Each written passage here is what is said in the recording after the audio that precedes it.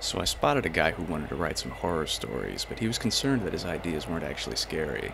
I hate to see people stop before they start, and if a writer's going to get hung up on something, it shouldn't be genre labels. Let's look at the definition of the horror genre. Intended to frighten, disgust, or startle readers or viewers by inducing feelings of horror and terror.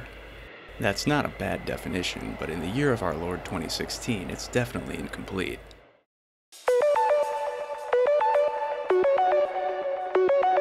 Does horror really have to scare people?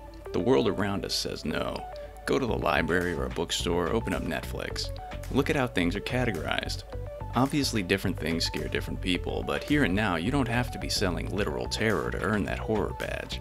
At this point, a lot of genres have more to do with aesthetics than content. Look at this situation two different ways. A threatening bad guy. Picture the bad guy in daylight with a gun. That's a thriller. But the bad guy at night with a knife? Same bad guy, but now it's horror. Consider the noir genre. A lot of people visualize grimy cities, night skylines, and light falling through Venetian blinds into a dark office when you say noir. But noir doesn't have anything to do with grimy cities or dark offices, it just means thematically bleak stories, usually led by dark protagonists. Noir implies nothing about visuals, but the definition has evolved over time in the popular consciousness. It's the same with horror.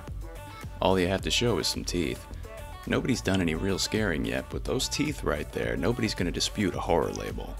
Maybe true horror really should scare, but don't get locked into that literal, true, purist stuff when it comes to defining genre. It just gets you into debates that nobody wins. If you don't have real scares, most of the time you can just substitute some suspense. And suspense and horror are two genres that are often interchangeable in the library. Nothing's set in stone. Take something that isn't horror, dress it up like horror, and it can be horror. Or something that looks nothing like horror on the outside can still be horror. Gone are the days of simple and honest one-word genres. A horror comedy doesn't have to scare anyone, it just has to show some gore. The market has gotten to a point where this kind of thing is most of the time considered legit. But be careful not to take it too far, like a lot of young folks do in their query letters with 600 genres for everything. You can get away with almost anything. You wouldn't believe some of the stuff they're trying to call military SF these days. And randomly adding punk to the end of everything? I don't get it personally, but apparently somebody out there thinks it's cool. Cuddle punk. There, I just invented it. You heard it here first. Somebody add that to my wiki page for me. I just pioneered a genre. Horror is especially easy in today's market. Throw in some elements that people instinctively associate with creepiness, and you're there, regardless of what kind of story you've actually written. If you've got spooky ghosts or lots of blood, you've got horror. And if you want to call your story noir, all you have to do is turn it black and white. Not everyone subscribes to the looser view of genre, and the purists, well, nobody likes them. Personally, I don't see any advantage in worrying about literal genre definitions at this point. Mainstream entertainment has outgrown them. A moody mystery with enough atmosphere and suspense can be packaged and sold as horror.